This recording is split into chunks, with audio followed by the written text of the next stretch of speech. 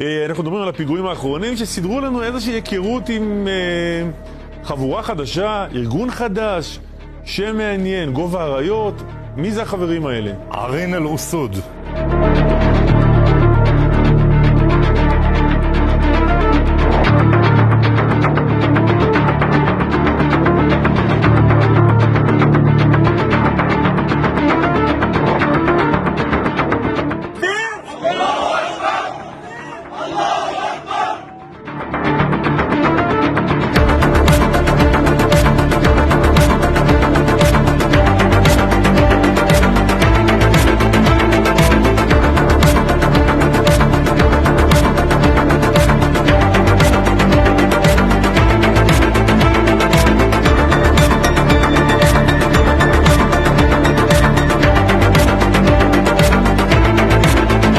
ולא משנה הזהות. עכשיו תסתכל על התמונה הזאת שאנחנו מקרינים עכשיו, אתה רואה מדים, אתה לא רואה שום סמל שמזוהה לא עם פתח, לא עם הג'יהאד האסלאמי, לא עם חמאס. אתה רואה את הסמל שלהם. מדים של מה זה?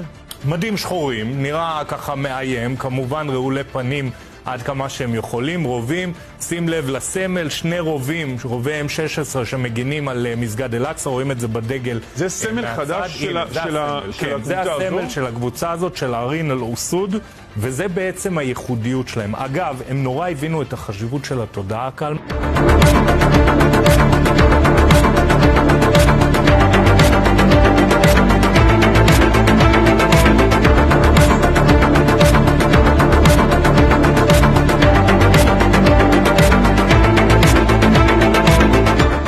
As far as I am here in this office, there will be no third armed intifada.